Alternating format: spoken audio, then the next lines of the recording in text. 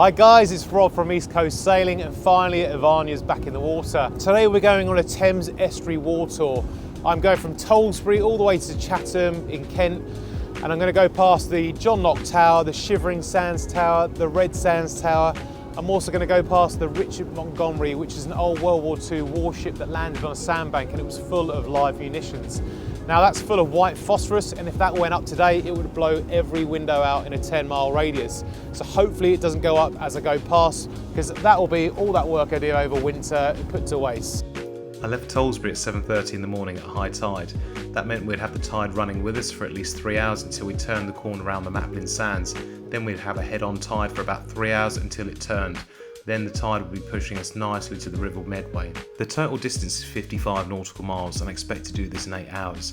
It's a shakedown sail, so it's not a race. I'm trying to find any issues before the big trip.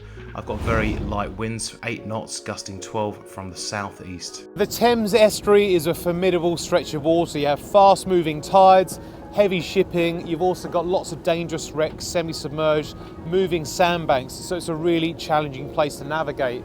And in the flick of a switch, the wind can change and you end up with pretty big seas. Now today we haven't got a lot of wind, I've got about 8 or 9 knots, so it's a nice gentle day to ease myself back into offshore sailing.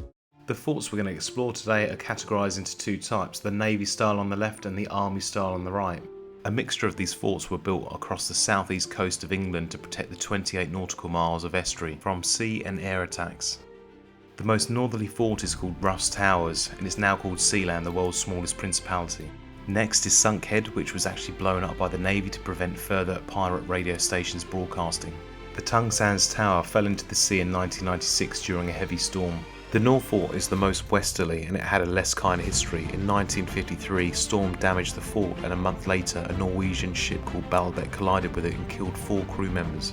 Even though half the forts have been lost, we're still going to visit the Knock John Tower, which is a great example, the Shivering Sands Tower as well as the Red Sands Tower, and for good measure we're also going to visit the Richard Montgomery wreck.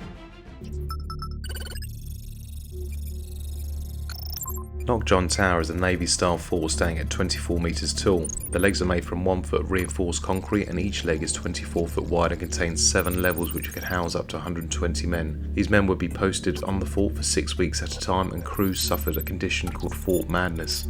This was later recognised in the last years of war. The top deck was made from steel and housed 2 heavy AA 3.7 inch guns and 4 Lewis guns which were replaced by twin Browning 303s. The fort was built on the mainland and towed to its resting position. On the 1st of August 1942, the valves on the floating pontoon were opened. The compartments were intentionally flooded, which sank the structure, fusing it to the seabed. Each of the forts we're visiting today were designed by a civil engineer called Maunsell, and it's a testament to him and the engineers who built the structures the fact they're still standing today. I waved goodbye to Knock John Tower and made my way over to the Shivering Sands Fort. The visibility went down to 1.5 nautical miles and the ominous structures appeared on the horizon like something out of a World of the Wars film.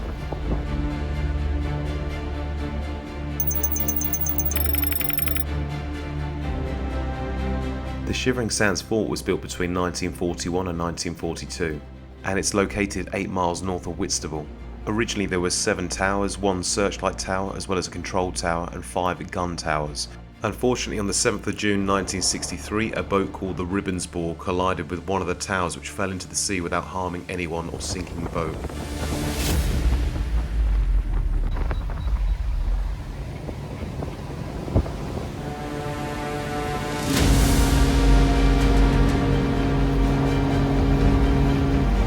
Due to the poor visibility on the day, I had a close encounter with the Adeline, a cargo ship.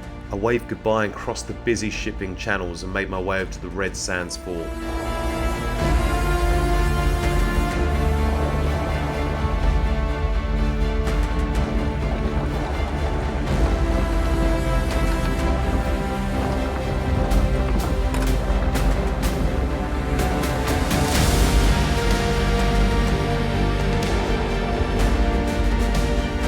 Tucked into my Odessa olives to make sure I fought off any chance of getting scurvy. As we got close to the shore, you can see the faint outline of Whitstable.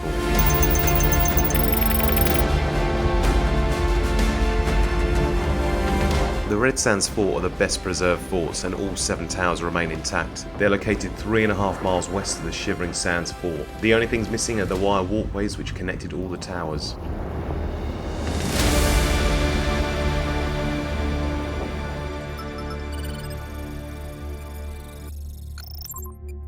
The Richard Montgomery lies 4 miles northeast of Whitstable. On the 20th of August 1944, she dragged her anchor and landed on a sandbank, breaking the boat in two. The boat was carrying 7,000 tons of munitions.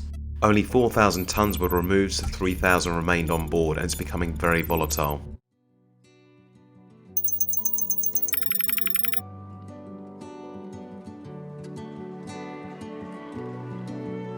I raised a toast to the wreck with a very fitting bottle of Spitfire Ale, which is only brewed 10 miles away in Faversham. It's hard to believe this wreck's 80 years old and still in some kind of tack. By the end of this year, the masts have been planned to be removed due to the wreck's instability, so you'll never be able to see this wreck again. An official report has stated that if the wreck were to detonate, it would send a 1,000 foot wide column of mud, water and metal into the air by 10,000 feet.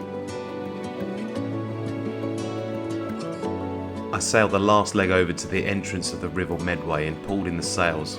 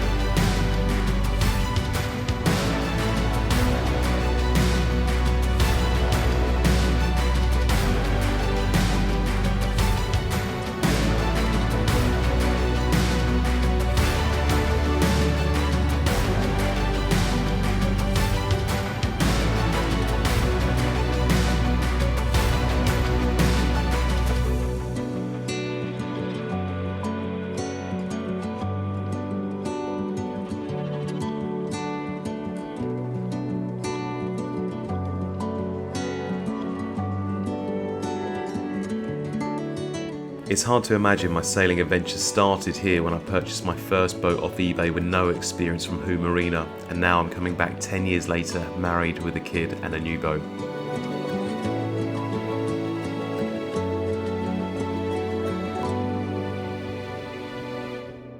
Chatham Marina, this is a sailing vessel, Ivania, over. Ivania, Chatham, go ahead. I'm just approaching the entrance, about 5 minutes away. I've got a berth for 3 nights. Can you tell me which berth I'm going to be on, over? Ivania, this is Chatham, C19. 19, over. C19 received. Do I have to wait for the lifting bridge or any kind of lock, over? Ivania, this is Chatham. Yeah, I'm currently getting the outer gates open now, so you can proceed in the green light. We're ready, over. Many thanks, out.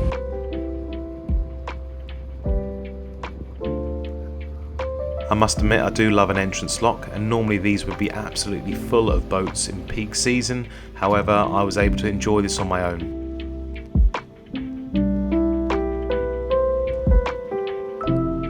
Hugo is waiting patiently on the lifting bridge for his dad to arrive for his promised ice cream.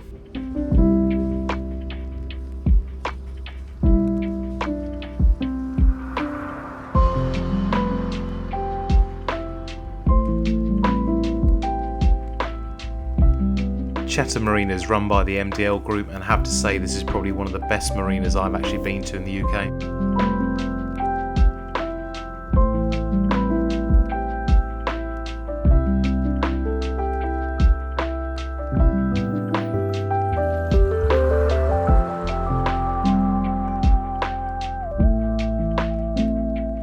We tucked away on berth C19, which would be our home for the next 3 nights as we explore Kent.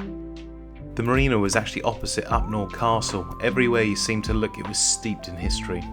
All those long days working on the boat had finally paid off. Every job I started seemed to uncover more jobs that needed doing, which sent me working late into the night on many days, especially after work during the week. And just like that, the nightmare was over and the boat was ready to go back in the water. Ironically, working on the very boat that kept me away from the family would bring us all back together. Come and join us next week as we explore Chatham and the historic dockyards, as well as the return journey from Chatham back to Tolsbury.